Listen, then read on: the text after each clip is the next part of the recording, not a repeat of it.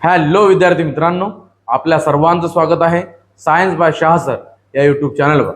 विद्यार्थी मित्रांनो, आज आपण महा TET 2026 करिता सामान्य विज्ञान विषयाचे काही अत्यंत महत्त्वाचे प्रश्न पाहणार आहोत. इयत्ता 10वीचे. विद्यार्थी मित्रांनो, हे जे सेशन आहे त्यातला हा तिसरा भाग आहे. विद्यार्थी मित्रांनो, हा व्हिडिओ शेवटपर्यंत पहा आणि जर तुम्हाला हा व्हिडिओ उपयोगी वाटला, आवडला तर चॅनलला लाईक, शेअर आणि सबस्क्राईब करायला विसरू नका. चला आपल्या पहिल्या प्रश्नाकडे जाऊया. विद्यार्थी मित्रांनो, जो आपला पहिला प्रश्न आहे तो आहे, फुलाचा मादी जनन अवयव कोणता आहे? म्हणजेच काय, the female reproductive part of the flower is called. Generally जो फ्लावर असतो त्यामध्ये दोन भाग असतात. बायसेक्शुअल फ्लावर असतो आणि युनिसेक्शुअल फ्लावर असतो, बरोबर. बायसेक्शुअल फ्लावर असेल तर त्यामध्ये अँड्रोशियम आणि गायनोशियम हे दोन्ही असतात, बरोबर. यांनी काय विचारलं आपल्याला की असा कोणता फ्लावर आहे म्हणते त्याच्यामध्ये फिमेल रिप्रोडक्टिव्ह पार्ट कोणता असतो? तर बघा, फिमेल रिप्रोडक्टिव्ह पार्ट जो असतो फ्लावरचा त्याला आपण पिस्टिल म्हणतो. काय म्हणतो? पिस्टिल. याचं दुसरं नाव कार्पेल सुद्धा आहे विद्यार्थी मित्रांनो. कार्पेल सुद्धा याला म्हणतात. पिस्टिल म्हणजे स्त्री केसर आणि स्त्री केसर म्हणजेच कार्पेल सुद्धा होते. आणि या कार्पेलचे 3 भाग होतात. किती भाग होतात? 3. एक होतो स्टिग्मा, दुसरा भाग असतो स्टिले आणि तिसरा असतो ओव्हरी. ठीक आहे, असे 3 भाग होतात. कोणाचे? कार्पेलचे. आणि कार्पेल हा कोणाचा भाग आहे कोणी विचारलं तर म्हणायचं गायनोशियमचा भाग आहे. गायनोशियमचा भाग. गायनोशियम कशाला म्हणतात? कार्पेल म्हणजे काय? स्त्री केसर. मग हे काय? स्त्री केसर मंडळ. स्त्री केसर मंडळ. गायनोशियमचा अर्थ होतो स्त्री केसर मंडळ. कळालं सर्वांना? पिस्टिल म्हणतात फिमेल पार्टला. मग मेल पार्टला काय म्हणतात? स्टॅमेन म्हणतात. काय म्हणतात? स्टॅमेन. लक्षात ठेवायचं, स्टॅमेन हा कोणाचा पार्ट आहे? मेल रिप्रोडक्टिव्ह पार्ट आहे. आणि फिमेल रिप्रोडक्टिव्ह पार्ट कोणता आहे? पिस्टिल आहे. चला पुढच्या प्रश्नाकडे जाऊया. पुढचा प्रश्न आहे विद्यार्थी मित्रांनो, परागकणांची निर्मिती कुठे होते? अतिशय चांगला प्रश्न आहे. काय विचारलं त्यांनी? परागकणांची निर्मिती कुठे होते? परागकण म्हणजे काय? Pollen grains. पोलन ग्रेन्स जे आहे ते कुठे निर्माण होतात असं त्यांनी आपल्याला विचारलं. 4 पर्याय दिले: किंजल्क, किंजदंड, अंडाशय आणि परागकोश. विद्यार्थी मित्रांनो, हे जे 3 पार्ट आहेत, ओव्हरी, स्टिले आणि स्टिग्मा, किंजल्क, किंजदंड आणि अंडाशय, हे तिन्ही पार्ट आहेत कशाचे? कार्पेलचे. कार्पेल किंवा पिस्टिलचे. आपण मागच्याच पार्ट मध्ये पाहिलं बघा, ह्या स्लाइडवरच पाहिला होता आपण. येस, हे बघा कार्पेल, पिस्टिल, त्याचे हे 3 पार्ट आहेत. कोणकोणते? किंजल्क, किंजदंड आणि अंडाशय. म्हणजे ज्याला कार्पेल म्हणतो आपण, पिस्टिल. आणि याला दुसरं मराठीत काय म्हणतात? स्त्री केसर. काय म्हणतात? स्त्री केसर म्हणतात. कळालं? मग उरला कोण? परागकोश, अँथर. तर अँथर मध्ये असतात कोण? Pollen grain. ओरिजिनली जर का पाहिलं ना विद्यार्थी मित्रांनो, हे बघा कन्सेप्ट खूप चांगला आहे. जनरली काय असते माहिती आहे का? मेल पार्ट जो असतो त्याला आपण म्हणतो अँड्रोशियम. काय म्हणतो? अँड्रोशियम. अँड्रोशियमचा जो मेन घटक असतो ज्याच्यापासून अँड्रोशियम बनतो त्याला आपण म्हणतो स्टॅमेन. स्टॅमेनचे होतात 2 भाग. एक होतो अँथर आणि दुसरा होतो फिलामेंट. अँथर आणि फिलामेंट असे 2 भाग होतात. त्यामधला जो अँथर आहे, या अँथर मध्ये 4 असतात पोलन सॅक. काय असतात? Pollen sac. आणि या 4 पोलन सॅक मध्ये करोडो लाखो काय बनतात? पोलन ग्रेन्स बनतात. कळालं? अँथर म्हणजेच काय? परागकोश. हे बघा, हे अँथर. अँथरला काय म्हणतात? परागकोश. या अँथर मध्ये काय असतात? Pollen sac. याला आपण काय म्हणू? पराग कोशिका. लक्षात ठेवा. किंवा कोशिका म्हणायचं, थैली म्हणायचं. ज्याच्यामध्ये परागकण निर्माण होतात ती थैली. पोलन सॅक ही कशामध्ये राहते? अँथर मध्ये. अँथर कशामध्ये राहतो? स्टॅमेन मध्ये. स्टॅमेन कशाचा पार्ट आहे? अँड्रोशियमचा. आणि अँड्रोशियम कोणता भाग आहे? मेल पार्ट आहे. कळालं सर्वांना? चला पुढच्या प्रश्नाकडे जाऊया. विद्यार्थी मित्रांनो, पुढचा प्रश्न आहे, परागकणांचे परागकोशापासून किंजलकावर स्थानांतरण होण्याच्या प्रक्रियेस काय म्हणतात? पहा, अतिशय चांगला प्रश्न आहे. The transfer of what? Pollen grain. कुठून? From anther to stigma is known as. सगळ्यांनाच माहित आहे की अँथर पासून स्टिग्मा पर्यंत पोलन ग्रेनचं जाणं, परागकणांचं जाणं, यालाच आपण काय म्हणतो? पॉलिनेशन म्हणतो. काय म्हणतो? पॉलिनेशन. पॉलिनेशन म्हणजेच काय? मराठीमध्ये याला म्हणतात परागीभवन. काय म्हणतात? परागीभवन. कळालं सर्वांना? Transfer of pollen grain from anther to stigma, that is called what? Pollination, परागीभवन. महत्वाचा प्रश्न होता हा. पुढचा प्रश्न पहा, खालीलपैकी कोणता परागीभवनाचा घटक नाही? अतिशय चांगला प्रश्न आहे. Which of the following is not pollinating agent? म्हणजे परागीभवन न करणारा या चौघांपैकी कोणता घटक आहे? चौघांपैकी एक असा घटक आहे जो परागीभवन करत नाही. कोण? विंड. विंड तर करते, विंड तर करते ना, पॉलिनेशन करते. आपल्या शेतांमधले जास्तीत जास्त जे पिकं असतात त्यांचं परागीभवन कोण करते? वाराच करते, बरोबर. त्यानंतर पाणी, पाणी 100% करते. झुस्टेरा, झुस्टेरा व्हॅलिस्नेरिया, हे दोन असे झाडं आहेत जे पाण्यामध्ये राहतात आणि त्यांचं पॉलिनेशन कोण करते? पाणी करते. हे बघा, कमळ, कमळ म्हणजे लोटस, तो पाण्यात राहतो पण त्याचं पॉलिनेशन, परागीभवन हे पाणी करत नाही. त्याचं परागीभवन करते किडे, इन्सेक्ट. कळालं? नंतर हे बघा, इन्सेक्ट. इन्सेक्टमुळे जर भरपूर या पृथ्वीवर जास्तीत जास्त जे पॉलिनेशन होते ते कोणामुळे होते? कीटकांमुळे होते. कीटक काय करतात? तिथे नेक्टर खायला जातात आणि ते त्यांच्या बॉडीला काय होतं? ते पोलन ग्रेन्स चिपकतात, परागकण चिपकतात आणि मग ते जेव्हा स्टिग्मावर जातात ते सांडतात आणि मग काय होऊन जाते? अशा पद्धतीनं परागीभवन होते. कळालं? सॉइल फक्त एक असा पार्ट आहे ज्याच्या मार्फत काय होत नाही? बोला, पॉलिनेशन होत नाही, परागीभवन होत नाही. लक्षात ठेवायचं, मातीने काय होत नाही? परागीभवन होत नाही. अजून कोणामुळे होते? वाऱ्यामुळे होते, पाण्यामुळे होते, कीटकांमुळे होते, अजून पक्ष्यांमुळे होते. पक्षी, पक्ष्यांमुळे सुद्धा काय होते?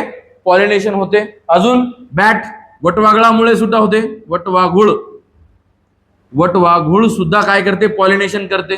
स्नेल, गोगल गाय, गोगल गाय ही सुद्धा काय करते? पॉलिनेशन करते.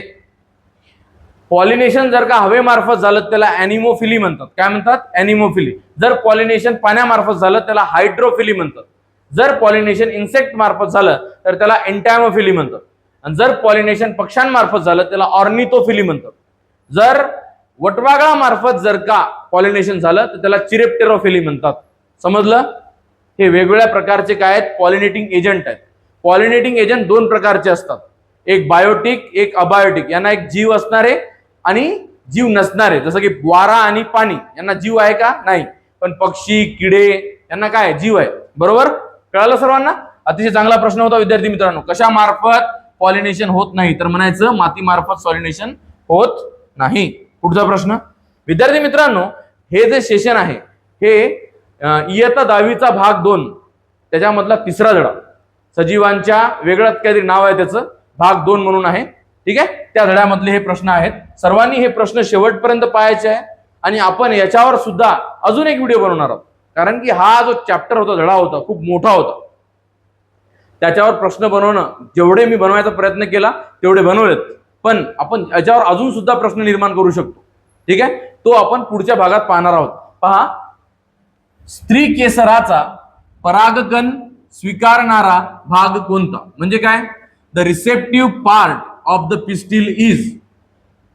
पिस्टिलचा रिसेप्टिव्ह पार्ट कोणता असतो? म्हणजे परागकण स्वीकारणारा भाग कोणता? सगळ्यांनाच माहित आहे कोणता? स्टिग्मा. हे बघा रे, जर आपण कोणाचा पार्ट पाहिला, पिस्टिलला पाहिलं तर पिस्टिल असा दिसतो. हे झालं पूर्ण पिस्टिल. ठीक आहे? हे झालं पिस्टिल. पिस्टिलचा हा पार्ट जो असतो याला आपण ओव्हरी म्हणतो. काय म्हणतो? ओव्हरी. नंतर याला म्हणतो आपण स्टील किंवा स्टाईल, आणि याला काय म्हणतो आपण? स्टिग्मा. काय म्हणतो? स्टिग्मा. स्टिग्माला मराठीमध्ये म्हणतात काय? किंजल्क. आणि याच्यावरच येऊन बसतो रे कोण? याच्यावर येऊन बसतो असा पोलन ग्रेन, परागकण. म्हणजे परागकण स्वीकारणारा भाग कोणता आहे? स्टिग्मा. म्हणजेच काय? किंजल्क आहे. कळालं सर्वांना? चलो पुढचा प्रश्न. पुढचा प्रश्न आहे विद्यार्थी मित्रांनो, त्याच फुलात परागीभवन होण्यास काय म्हणतात? म्हणजे काय? Pollination occurring within the same flower. Pollination होत आहे पण एकाच फुलामध्ये होत आहे, सेम फ्लावर मध्ये होत आहे, त्याला काय म्हणायचं? त्याला म्हणायचं सेल्फ पॉलिनेशन. काय म्हणायचं? सेल्फ पॉलिनेशन म्हणजे स्वपरागीभवन. कळलं? दोन प्रकारचे परागीभवन असतात. जर तुम्ही 12वीला गेले तर 3 प्रकार आहेत, पण 10वी पर्यंत 2च सांगितलेले आहेत. कोणकोणते? एक सेल्फ पॉलिनेशन आणि दुसरा आहे क्रॉस पॉलिनेशन. सेल्फ पॉलिनेशन कशाला म्हणतात? जर एकाच फुलामध्ये जर का पॉलिनेशन झालं तर त्याला म्हणतात काय? स्वपरागीभवन. आणि जर का 2 फुलांमध्ये 2 वेगवेगळ्या झाडांच्या, झाडं पण एका जातीचे पाहिजे, म्हणजे दोन्ही झाडं गुलाबाचे असले पाहिजे. कळलं? मग ते दोन्ही झाडं, त्या 2 झाडावरचे 2 फुलं, मग एका झाडाचा अँथर तिथून पोलन ग्रेन निघाला आणि कुठे गेला? दुसऱ्या झाडाच्या स्टिग्मावर जाऊन बसला. त्याला म्हणायचं क्रॉस पॉलिनेशन. आणि जर एकाच फुलात होत असेल एका झाडाच्या तर त्याला म्हणायचं सेल्फ पॉलिनेशन. कळलं? जेव्हा 12वीलाच असाल तेव्हा एक वेगळा टॉपिक आहे जिटेनोगॅमी.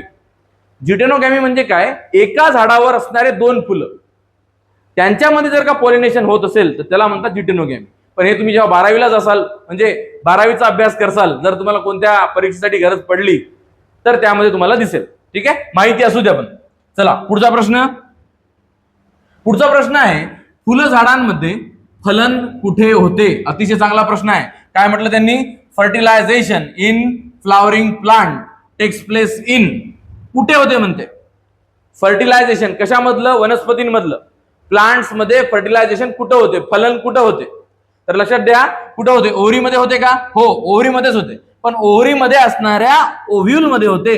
पर्याय क्रमांक डी. बिजांडामध्ये होते. बिजांड कुठं असतात? अंडाशयात. स्टिले आणि स्टिग्मा यांमध्ये होत नाही.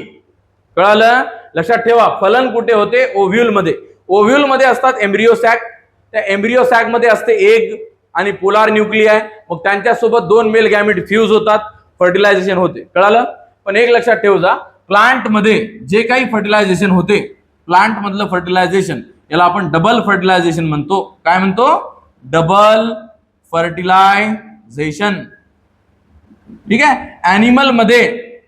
ऍनिमल मध्ये आपल्या बॉडीमध्ये सिंगल फर्टिलायझेशन होते, पण प्लांट्स मध्ये जे फर्टिलायझेशन होते त्याला आपण म्हणतो डबल फर्टिलायझेशन. कळालं सर्वांना? चला पुढचा प्रश्न पाहूया. विद्यार्थी मित्रांनो, जर हे सेशन तुम्हाला आवडत असेल, उपयोगी वाटत असेल तर चॅनलला लाईक, शेअर आणि सबस्क्राईब करायला विसरू नका. पहा, पुढचा प्रश्न आहे फलनानंतर बिजांडाचे रूपांतर कशामध्ये होते? अतिशय चांगला प्रश्न विचारला त्यांनी. कशानंतर? फर्टिलायझेशनच्या नंतर. ओव्ह्यूलचं रूपांतर कशामध्ये होते? ओव्ह्यूल हा कन्वर्ट होतो रे सीड मध्ये. कशामध्ये? सीड मध्ये. आणि ओव्हरी, अंडाशय, हे रूपांतरित होते कशामध्ये? फ्रूट मध्ये. विसरायचं नाही. Ovary get converted into fruit while the ovule get converted into seed. म्हणून पहा, लक्षात ठेवा, आपण पाहिलं आताच ओव्हरीच्या आतमध्ये हे ओव्हरी, या ओव्हरीच्या आतमध्ये असतो काय? ओव्ह्यूल. मग मला सांगा, ही ओव्हरी कशामध्ये रूपांतरित होत आहे? फ्रूट मध्ये. आणि ओव्ह्यूल कशामध्ये रूपांतरित होत आहे? सीड मध्ये. म्हणून नेहमी लक्षात ठेवा, बिया ह्या फळांच्या आतमध्येच राहतात. का राहतात? कारण की ओव्हरीच्या आतमध्ये राहतो कोण? ओव्ह्यूल. ओव्हरी वर आहे, ओव्ह्यूल त्याच्या आतमध्ये आहे. म्हणून फळ वर आहे, फळाच्या आतमध्ये काय आहेत? बिया आहेत. विसरायचं नाही. चला पुढचा प्रश्न पाहूया. पुढचा प्रश्न आहे विद्यार्थी मित्रांनो, दुसरा नर युग्मक 2 ध्रुवीय केंद्रकाशी संयोग करून काय तयार करतो? अतिशय चांगला प्रश्न विचारला त्यांनी. कोणाची गोष्ट सांगितली त्यांनी? दुसरा नर. बरोबर आहे. आणि तो कोणाची ध्रुवीय हे करतो म्हणते? केंद्रकाशी संयोग करतो म्हणते. बरोबर आहे. म्हणजे काय? सेकंड मेल गॅमेट फ्यूज होत आहे. कोणासोबत? 2 पोलार न्यूक्लियाय सोबत. हे बघा, मेल गॅमेट जो असतो, सेकंड मेल गॅमेट, हा हॅप्लॉइड असतो. 2 पोलार न्यूक्लियाय हे डिप्लॉइड असतात. बरोबर. आणि या दोघांचं जेव्हा फ्युजन होते, एकमेकांशी मिळतात, तेव्हा ते बनवतात एंडोस्पर्म. काय बनवतात? एंडोस्पर्म. आणि एंडोस्पर्मला मराठीमध्ये म्हणतात बीजांडकोश. काय म्हणतात? बीजांडकोश. लक्षात ठेवा, काय होतं? सेकंड मेल गॅमेट प्लस कोण? 2 पोलार न्यूक्लियाय. बरोबर. या दोघांचं जेव्हा फ्युजन होते, काय निर्माण होतो? एंडोस्पर्म. काय निर्माण होतो? एंडोस्पर्म. हे बघा, हा पोलार न्यूक्लियाय कसे होते? डिप्लॉइड. सेकंड मेल गॅमेट कसा होता? हॅप्लॉइड. मग या दोघांनी निर्माण होणारा एंडोस्पर्म कसा असेल? ट्रिप्लॉइड. लक्षात ठेवायचं. हे प्रश्न विचारू शकतात की जो हा बिजांड पोष असतो हा कसा असतो, तर लक्षात ठेवायचं तो ट्रिप्लॉइड असतो. कसा असतो? ट्रिप्लॉइड. हे 2 पोलार न्यूक्लियाय कसे असतात? डिप्लॉइड. आणि हा सेकंड मेल गॅमिट पहिला असू द्या का दुसरा असू द्या, मेल गॅमिट कसे असतात? हॅप्लॉइडच असतात. कळालं सर्वांना? अतिशय चांगला प्रश्न होता हा सुद्धा. पुढचा प्रश्न पहा विद्यार्थी मित्रांनो. पुढचा प्रश्न आहे परपरागीभवनाचा एक फायदा कोणता? म्हणजे काय? क्रॉस पॉलिनेशनचा एक ऍडव्हान्टेज सांगा म्हणते तो. परपरागीभवन म्हटलं त्यांनी, स्वपरागीभवन म्हणलं का? नाही. क्रॉस पॉलिनेशनचा फायदा सांगा म्हणते. इकडे पहा रे, जर का एका फुलामध्येच पॉलिनेशन होत असेल तर व्हॅरिएशन निर्माण होत नाही, वेगळेपणा निर्माण होत नाही, सारखे सारखेच बनत राहतं. जर तुम्हाला विविधता पाहिजे असेल, वेगळेपणा पाहिजे असेल तर काय झालं पाहिजे? क्रॉस पॉलिनेशन झालं पाहिजे. क्रॉस पॉलिनेशन झाल्यामुळं विविधता येते, वेगळेपणा येतो. पहा इथं काय लिहून आहे? कमी विविधता, बिलकुल नाही, जास्त विविधता, अनुवांशिक विविधता. पर्याय क्रमांक 2, मोर जेनेटिक व्हॅरिएशन निर्माण होते. कशामुळे? क्रॉस पॉलिनेशन मुळे. आणि सेल्फ पॉलिनेशन मुळे कमी विविधता निर्माण होते, लेस व्हॅरिएशन, सारखेपणा जास्त दिसून पडतो. कशामुळं? सेल्फ पॉलिनेशन मुळे. चला पुढचा प्रश्न पहा. हे बघा रे, नो सीड फॉर्मेशन. फर्टिलायझेशन झालं तर सीड तर निर्माण होईलच. जर फर्टिलायझेशन झालं तर, नंतर काय म्हटलं? No fertilisation. फर्टिलायझेशन होते, काय होत आहे? Cross pollination. पॉलिनेशन होणं म्हणजे काय? की एखाद्या अँथर मधून काय निघणं? परागकण निघणं आणि कशावर जाणं? किंजलकावर जाऊन बसणं. याला काय म्हणतात? पॉलिनेशन म्हणतात. आता समोर तिथून पोलन ट्यूब बनतो का, फर्टिलायझेशन होतो का, हे डिपेंड करतं त्या किंजलकावर. कारण की किंजलकामध्ये एक प्रॉपर्टी राहते, ते त्याजवळ एक ओळखण्याची ताकद राहते की तो पोलन ग्रेन योग्य आहे का नाही. योग्य असेल तरच तो त्याला काय करू देतो? त्याचा पोलन ट्यूब बनवू देतो आणि फर्टिलायझेशन करू देतो. पहा, इथून ते चार्ल्स डार्विनचा जो इव्हॉल्युशनचा कन्सेप्ट आहे का, इथून सुरू होतो. म्हणजे जो काय म्हणाल त्याला आपण, ताकदवर असेल तोच त्या फर्टिलायझेशन करू शकेल. जर ताकदवर परागकण नसेल तर ते फर्टिलायझेशन करणार नाहीत. त्याला किंजलका आतमध्ये घुसू देत नाही, तिथंच खराब करून टाकते. कळालं? अतिशय महत्वाचा टॉपिक आहे हा सुद्धा. पहा पुढचा प्रश्न पहा विद्यार्थी मित्रांनो. पुढचा प्रश्न आहे युग्लिना. युग्लिनामध्ये कोणत्या प्रकारचे द्विखंडी विभाजन होते? द्विविभाजन. द्विविभाजन म्हणजे काय? Binary fission. ठीक आहे. हे बघा, कोणत्या प्रकारचं बायनरी फिशन कशामध्ये होते म्हटलं त्यांनी? युग्लिनामध्ये होते. बघा, युग्लिनामध्ये होते लॉन्जिट्युडिनल बायनरी फिशन, उभे द्विखंडी विभाजन, किंवा आपण याला म्हणतो उभे द्विविभाजन. बरोबर. नंतर पॅरामेशियम मध्ये होते ट्रान्सवर्स बायनरी फिशन, आडवे द्विखंडी विभाजन. कशामध्ये होते? पॅरामेशियम. पॅरामेशियम मध्ये होते कोणतं? Transverse binary fission. आणि सिंपल बायनरी फिशन होते अमिबा मध्ये. AMOEBA, amoeba. अमिबा मध्ये साधे द्विखंडी विभाजन होते, पॅरामेशियम मध्ये आडवे द्विखंडी विभाजन होते, आणि युग्लेना मध्ये उभे द्विखंडी विभाजन होते. हे तिन्ही महत्वाचे आहे, पुस्तकात दिलेले आहेत. सर्वांनी व्यवस्थित लक्षात ठेवा. हे बघा, असा प्रश्न नाही आला तर मॅच द कॉलम मध्ये येऊ शकतो. इकडे दिलेला असेल तुम्हाला अमिबा, युग्लेना, पॅरामेशियम. इकडे देऊन असेल उभे, आडवे आणि साधे. कळालं? म्हणजे आपल्याला मॅच द कॉलम तरी जोडवता आले पाहिजे. असे प्रश्न नेहमी लक्षात ठेवायचे विद्यार्थी मित्रांनो. पुढचा प्रश्न पहा. पुढचा प्रश्न आहे ईस्ट मध्ये अलैंगिक प्रजनन कोणत्या पद्धतीने होते? अति चांगला प्रश्न विचारला. ईस्ट मध्ये कोणत्या प्रकारचं अलैंगिक प्रजनन होते त्यांनी आपल्याला विचारलं. एक लक्षात ठेवा, ईस्ट मध्ये जे असेक्शुअल रिप्रोडक्शन होते ते होते बडिंग. कोणतं होते? बडिंग. बडिंग म्हणजे काय? कलिकायन. कलिकायन द्वारेच तो काय करतो? प्रजनन करतो. कोण? ईस्ट. लक्षात ठेवायचं सर्वांनी.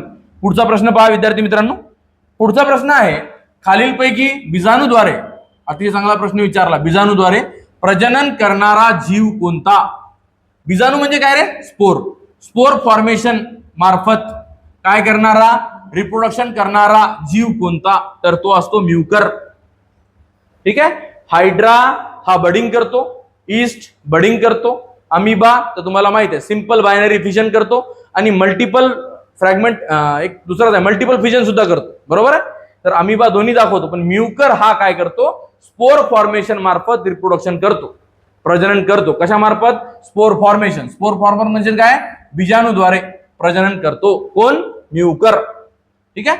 हायड्रा आणि ईस्ट हे दोघं कशा मार्फत करतात? बडिंग मार्फत. बडिंग. ठीक आहे. आणि अमिबा दोन वेगवेगळ्या पद्धतीने करतो. एक करतो सिंपल बायनरी फिशन,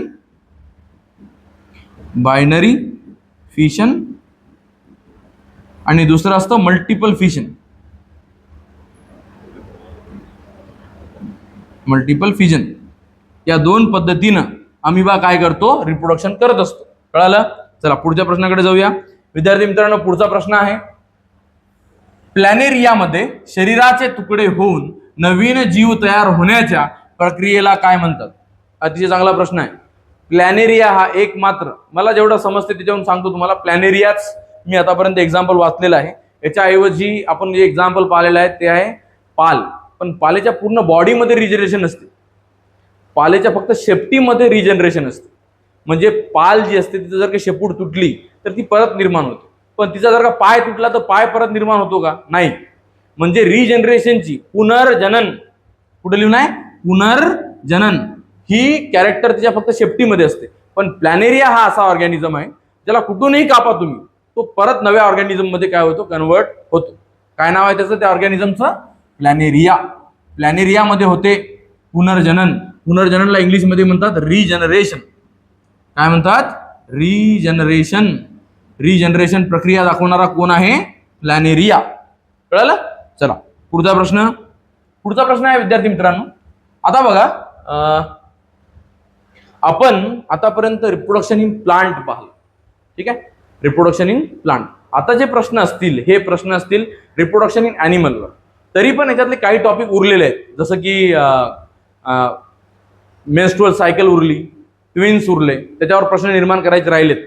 इकडे मग जो चॅप्टर क्रमांक 2 होता त्याच्यामधले मायटॉसिस मिओसिसवर प्रश्न निर्माण करायचे राहिलेत, ते आपण पुढच्या सेशनमध्ये पाहणार आहोत. ठीक आहे. पहा काय म्हटलं त्यांनी, sperm mature mainly in which structure. अतिशय चांगला प्रश्न आहे. काय विचारलं की शुक्राणू हे परिपक्व होण्यासाठी मुख्यतः कोणत्या रचनेत जातात, कुठे जाऊन थांबतात? कोण? शुक्राणू. कशासाठी? परिपक्वता, मॅच्युरिटी अचीव करण्यासाठी, परिपक्व होण्यासाठी, मॅच्युअर होण्यासाठी कुठे जाऊन थांबतात? तर ते थांबतात जाऊन इपिडायडॅमिस मध्ये. कशामध्ये? इपिडायडॅमिस. इपिडायडॅमिसला मराठीमध्ये म्हणतात अधिवृषण. काय म्हणतात? अधिवृषण. तिथे जाऊन तो थांबतो आणि तिथे जाऊन तो मॅच्युअर होतो. कोण? स्पर्म. स्पर्म बनतो सेमिनिफेरस ट्युब्यूल मध्ये, तिथून जातो रिटेटेस्टिस मध्ये, तिथून वास इफरन्स मध्ये जातो, वास इफरन्स मधून तो येतो एपिडायडॅमिस मध्ये, तिथे येऊन तो थांबतो, तिथं तो मॅच्युअर होतो. मॅच्युअर झाल्यानंतर वासा डिफरन्स मध्ये जातो किंवा वास डिफरन्स मध्ये जातो, तिथून जातो तो इजॅक्युलेटरी डक्ट मध्ये, तिथून जातो युरिनरी जेनाटल डक्ट मध्ये आणि तिथून जातो बाहेर. कळालं? हे स्पर्मची कुठं कुठं जाण्याचा मार्ग आहे बघा. स्पर्म निर्माण कुठून होतो आणि त्याचा मार्ग कोणकोणता आहे, कशा कशामधून, कोणकोणत्या डक्ट मधून तो जातो, हे मी तुम्हाला सांगितलं. कळालं सर्वांना? लक्षात ठेवा की मॅच्युअर कुठं होतो? तो इपिडायडॅमिस मध्ये. पुढचा प्रश्न विद्यार्थी मित्रांनो, पुढचा प्रश्न आहे, खालीलपैकी योग्य क्रम कोणता? अतिशय चांगला प्रश्न आहे, एकदम जबरदस्त. करेक्ट सिक्वेन्स सांगा म्हणते. ठीक आहे, सांगा बरं. पहिले एम्ब्रियो असतो का, नंतर झायगोट, नंतर फिटस. दुसरा पर्याय दिला झायगोट, एम्ब्रियो, फिटस. तिसरा दिला foetus, embryo, zygote. Ovum, foetus, zygote. मला सांगा बरं काय असते? सगळ्यात पहिले तर काय होते माहित आहे, जर आपण ह्युमन बद्दल विचार केला तर स्पर्म हे ओव्हम सोबत फ्यूज होतं. बरोबर आहे? फ्युजन ऑफ ओव्हम किंवा egg with sperm and then there is a formation of zygote. काय निर्माण होतो? झायगोट. म्हणजे सगळ्यात पहिले निर्माण काय होते? झायगोट. झायगोट नंतर रूपांतरित होतो एम्ब्रियो मध्ये. कशामध्ये? एम्ब्रियो. पहिले काय निर्माण होते? युग्मज. आणि तो नंतर कन्वर्ट होतो कशामध्ये? गर्भामध्ये किंवा भ्रूणामध्ये. आणि तो नंतर कन्वर्ट होतो कशामध्ये? गर्भशिशूमध्ये. म्हणजे पहिले झायगोट बनतो, झायगोटचा एम्ब्रियो बनतो आणि एम्ब्रियो नंतर त्याचं रूपांतर कशामध्ये होते? फिटस मध्ये होते, बाळामध्ये होते. कळलं? आईच्या पोटात असणाऱ्या लेकराला फिटस म्हणतात, बाहेर आलेल्या लेकराला इन्फॅन्ट म्हणतात. लक्षात ठेवा, बाहेर आला तर इन्फॅन्ट, पोटात आहे तर फिटस. फिटस निर्माण होतो एम्ब्रियो पासून आणि एम्ब्रियो निर्माण होतो झायगोट पासून. झायगोट बनतो कशापासून? झायगोट बनतो स्पर्म आणि एगच्या फ्युजन पासून. झायगोट हा कसा असतो कुणी विचारलं. एम्ब्रियो हे बघा झायगोट असतो डिप्लॉइड, एम्ब्रियो सुद्धा असतो डिप्लॉइड आणि फिटस सुद्धा असते डिप्लॉइड. म्हणजे ही पूर्ण प्रोसेस जी आहे कन्व्हर्जन एकाच एकाच होणं हे सगळं कशा मार्फत होते? मायटॉसिस मार्फत. मायटॉसिस होत आहे. झायगोटचं रूपांतर एम्ब्रियो मध्ये होते कोणत्या प्रोसेसने? मायटॉसिसने. आणि एम्ब्रियोचं रूपांतर फिटस मध्ये होते कोणत्या प्रोसेसने? मायटॉसिसने. लक्षात ठेवा. पुढचा प्रश्न आहे विद्यार्थी मित्रांनो. परत सांगत आहे विद्यार्थी मित्रांनो, हे सेशन जर तुम्हाला आवडत असेल, उपयोगी वाटत असेल तर चॅनलला लाईक, शेअर आणि सबस्क्राईब करायला विसरू नका. खासकर शेअर करा. जे विद्यार्थी अभ्यास करत असतील, ज्यांना टीईटी पास करायची आहे, त्यांच्यापर्यंत हा व्हिडिओ पोहोचला पाहिजे. त्यांना पोहोचला की ते 100% सायन्स मध्ये पास होतीलच. चला पहा. अंडाशयातून गर्भाशयाकडे अंडाणू नेणारी रचना कोणती? चांगला प्रश्न विचारला. काय म्हटलं त्यांनी? असं कोणतं स्ट्रक्चर आहे जे ओव्हमला कुठपर्यंत घेऊन जाते? युटेरस पर्यंत. कुठून? ओव्हरी पासून. पहा परत सांगतो प्रश्न. ओव्हरी मध्ये असणाऱ्या ओव्हमला कुठे घेऊन जाणारा? युटेरस पर्यंत घेऊन जाणाऱ्या स्ट्रक्चरला काय म्हणतात असं त्यांनी विचारलं. ओव्हरी मध्ये निर्माण होतो ओव्हम, तिथून तो जातो कुठं? युटेरस मध्ये. तर त्याला घेऊन जाणारा जो भाग आहे त्याला काय म्हणतात? त्याला म्हणतात फॅलोपियन ट्यूब किंवा ओव्हिडक्ट. त्यालाच म्हणतो आपण अंडवाहिनी. पर्याय क्रमांक बी. कळालं?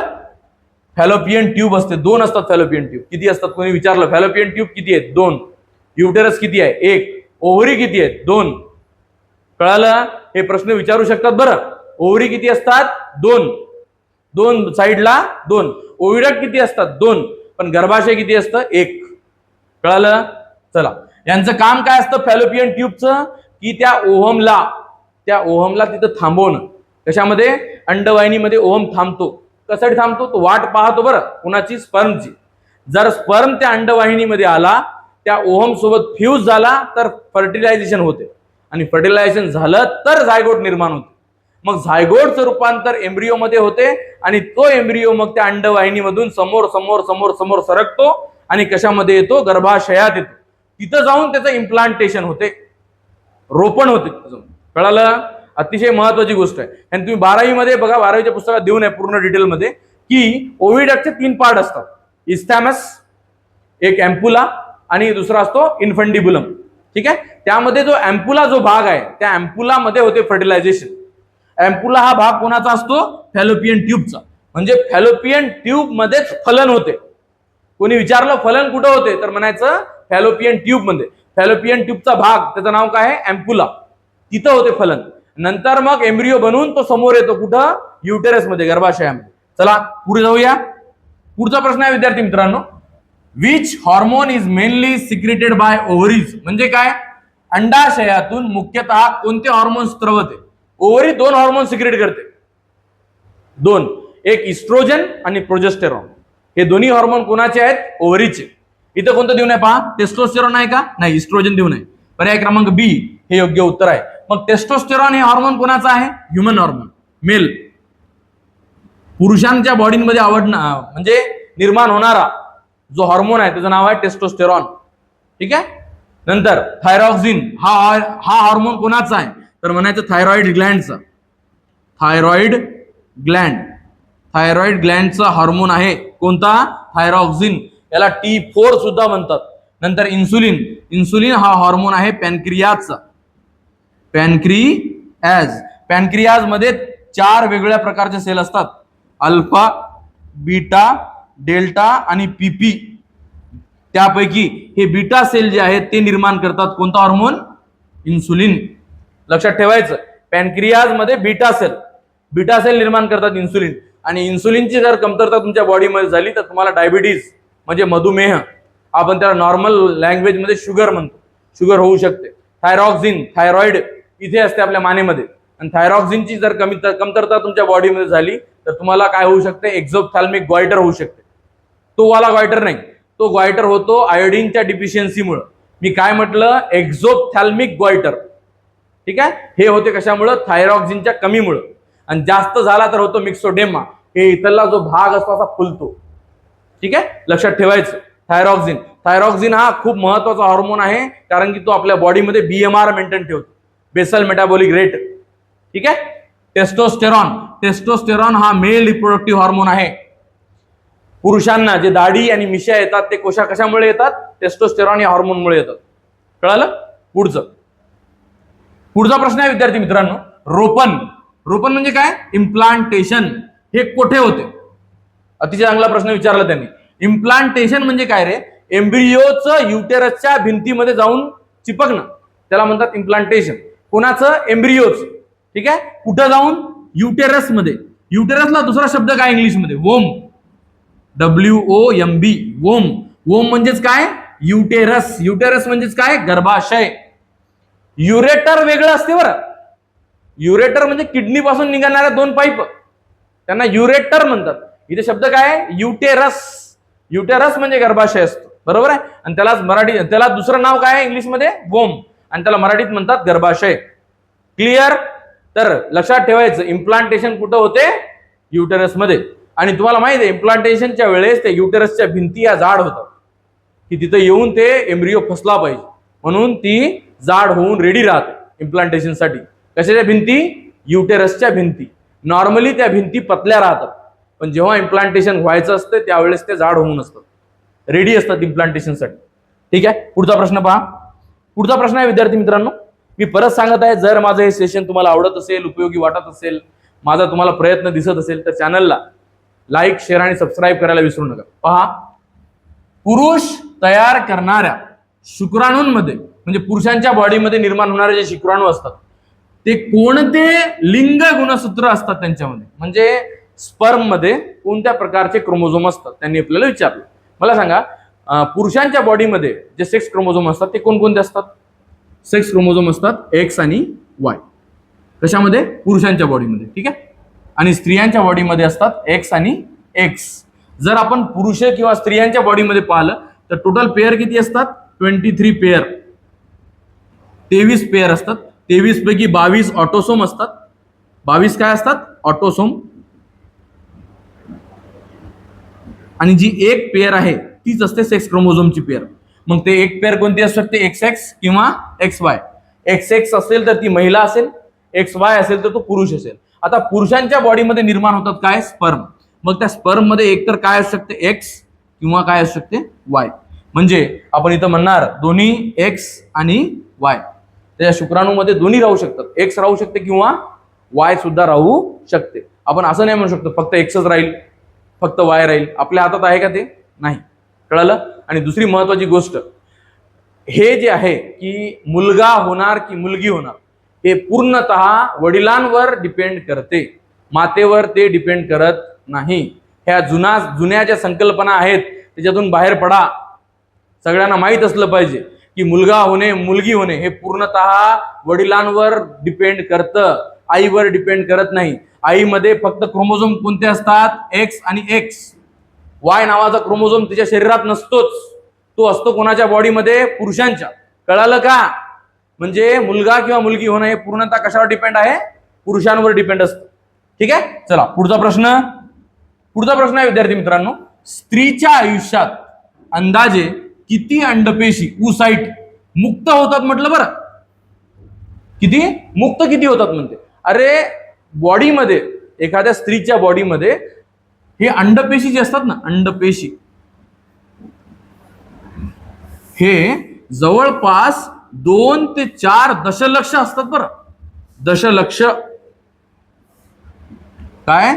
दशलक्ष अंडपेशी असतात स्त्रियांच्या बॉडीमध्ये, 2 ते 4. पण या 2 ते 4 पैकी मुक्त किती होतात? फक्त 400. पहा, कारण की स्त्रियांच्या बॉडीमध्ये एक पिरियड असतो. ठीक आहे.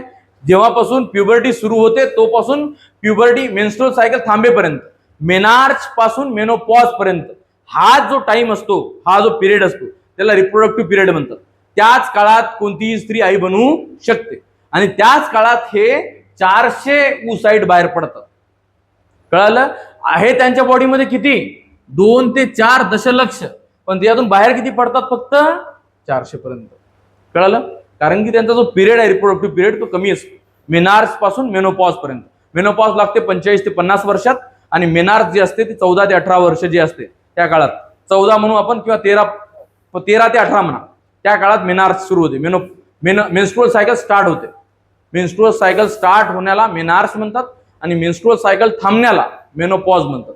आणि याच्या दोघांच्या मधात जो पिरियड असतो त्याला म्हणतात रिप्रोडक्टिव्ह पिरियड. आणि त्या काळातच कोणतीही स्त्री आई बनू शकते. कळालं? चला पुढचा प्रश्न. विद्यार्थी मित्रांनो, पुढचा प्रश्न आहे, वीर्य कशाच्या संयोगाने तयार होते? सिमेन. वीर्य म्हणजे काय? सिमेन. सिमेन मध्ये काय काय राहते? तुम्हाला काय वाटते? सिमेन मध्ये फक्त स्पर्म राहतात? नाही, त्या स्पर्म सोबत वेगवेगळ्या ग्लँड्स राहतात, त्या ग्लँड्सचे सिक्रिशन राहतात. जर का पुरुषांच्या बॉडीमध्ये पाहिलं तर 3 वेगवेगळ्या प्रकारचे ग्लँड्स आहेत. एक आहे सेमिनल वेसिकल जे 2 राहतात, नंतर आहे प्रोस्टेट ग्लँड जी 1 राहते, नंतर आहे कॉपर्स ग्लँड जी 2 राहतात. लक्षात ठेवा, Cowper's gland 2, prostate gland 1, seminal vesicle 2. या तिन्ही ग्लँडचं थोडं थोडं सिक्रिशन प्लस स्पर्म या चौघांचं मिळून निर्माण होते काय? सिमेन, वीर्य. म्हणजे इथे लिहून आहे बघा, sperm and secretion of accessory glands. Accessory Gland म्हणजे काय? शुक्राणू व सहाय्यक ग्रंथीचे स्त्राव. सहाय्यक ग्रंथी किती आहेत? 3 आहेत. 3 कोणकोणत्या? नंबर 1 कोणतं? प्रोस्टेट, प्रोस्टेट ग्लँड, प्रोस्टेट ग्रंथी. Number 2 seminal vesicle, seminal vesicle. Number 3 Cowper's gland. या 3 ऍक्सेसरी ग्लँड पुरुषांच्या बॉडीमध्ये राहतात. त्यापैकी प्रोस्टेट असते 1, सेमिनल वेसिकल असतात 2 आणि कॉपर्स ग्लँड सुद्धा असतात किती? 2. हे विचारू शकते बरं. कळालं? तर सिमेन मध्ये स्पर्म सोबत या 3 ग्लँडचे काय असतात? स्राव असतात, सिक्रिशन असतात. तेव्हा जाऊन काय बनते? सिमेन निर्माण होते. पुढचा प्रश्न. विद्यार्थी मित्रांनो, हा आपल्या सेशनचा शेवटचा प्रश्न आहे. पहा, शुक्राणूंच्या हालचालीसाठी व जिवंत राहण्यासाठी आवश्यक ऊर्जा पुरवते कोण? पुरवते? अतिशय चांगला प्रश्न आहे की स्पर्म जे आहेत ते जिवंत राहिले पाहिजे, त्यांना ऊर्जा भेटली पाहिजे, ते त्या 1 पर्यंत पोहोचू शकले पाहिजे, ओहम पर्यंत पोहोचू शकले पाहिजे, त्यांना लांबचा मार्ग काय करणं आहे? त्यांना लांब जाणं आहे. बरोबर आहे? त्यांना ऊर्जा तिथपर्यंत जाईपर्यंत पुरली पाहिजे. म्हणून त्यांना ऊर्जा देण्यासाठी त्यांच्यामध्ये काय असलं पाहिजे? तर फ्रुक्टोज त्यांना ऊर्जा देतो. म्हणून लक्षात ठेवा, सिमेन मध्ये, कशामध्ये? सिमेन, सिमेनच्या मध्ये फ्रुक्टोज असतो. कळालं? फ्रुक्टोज. आणि हा फ्रुक्टोज काय देतो रे? ऊर्जा पुरवतो आणि जिवंत सुद्धा ठेवतो. कुणाला? शुक्राणूंना, स्पर्मला. समजलं? नंतर ग्लुकोज. ग्लुकोज नसतो, सुक्रोज नसतो, लॅक्टोज नसतो. कोणी विचारलं सुक्रोज लॅक्टोज काय आहे तर म्हणायचं हे डायसॅकराइड आहे. काय आहेत? डायसॅकराइड. ठीक आहे. ग्लुकोज आणि फ्रुक्टोज हे दोन्ही काय आहेत? तर हे दोन्ही आहेत मोनोसॅकराइड. मोनोसॅकराइड. आणि मोनोसॅकराइड, डायसॅकराइड हे कोणाचे भाग आहेत तर म्हणायचं हे दोन्ही भाग आहेत कार्बोहायड्रेटचे. कशाचे भाग आहेत हे? कार्बोहायड्रेट. कार्बोहायड्रेटचा प्रकार आहे डायसॅकराइड आणि मोनोसॅकराइड. मोनोसॅकराइड असतात ग्लुकोज, फ्रुक्टोज, आणि इकडे लॅक्टोज, सुक्रोज हे काय आहेत? बोला, डायसॅकराइड आहेत.